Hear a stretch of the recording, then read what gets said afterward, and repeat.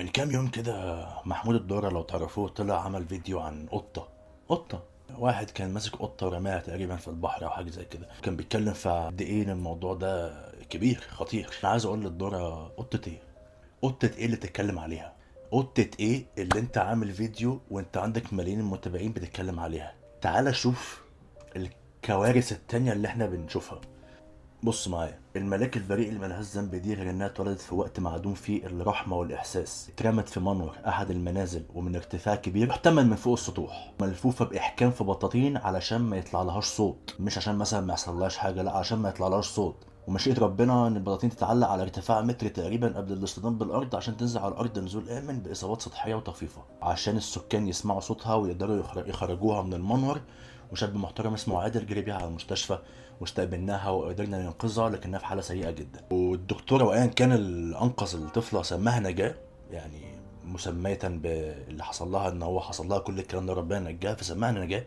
يعني حتى بعد اللي حصل ده ما عرفوش يجيبوا مين اللي عمل كده. يقول لك نجاه لا تزال تحت العلاج، محتاجه منكم دعوات كتير علشان نقدر نكمل العلاج بتاعها وانها تبقى عندها مستقبل افضل من كده. فانا معاك ان طبعا موقف القطه موقف ما تسكتش عليه، لان الحيوان ده حياه، روح زيها زينا بالظبط، وان ربنا اصلا وصانا ان احنا نخلي بالنا من الحاجات دي.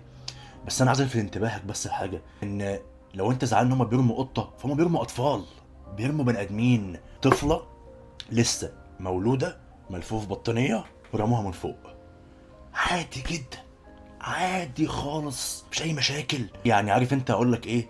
يعني انت عندك في كندا او انا عندي في امريكا مفيش مبادئ، لا في مبادئ، مفيش مبادئ ايه، لا في مبادئ، مفيش constitution بيحكمهم، تمام، من ناحيه الدين او كده، بس عندهم مبادئ. والقصص دي ما بنشوفهاش هناك الا قليل، يعني موضوع الكيلينج او الريبنج، بس يعني حتى لما بيبقى فيه ما بيبقاش بالقذاره والبشاعه دي، ما بيبقاش فيه كده. فانت عندك في مصر حضرتك الموضوع مش مقتصر على قطه بيرموها في البحر او كلاب بيرموها بالطوب في الشارع، لا عادي في بني ادمين، اطفال، بيبيز بيترموا من فوق السطح عادي، ولا عندهم في قلبهم عارف انت مثقال ذره كده من الرحمه او الانسانيه او الدين او العرف او العادات. مفيش.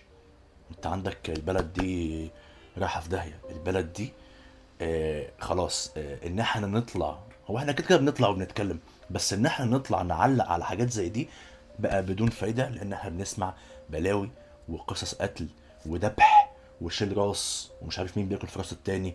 انت عندك بقى في زومبيز في البلد، انت متوقع ايه؟ فانت لو زعلان على قطه، لا ده ولا حاجه، ده في بلاوي تانية كتير جدا. ده يجيبني لاخر الفيديو في ان البلد دي فاشله وهتفضل فاشلة وعمرها ما هتنجح أبدا، وده هيفضل ليوم الدين.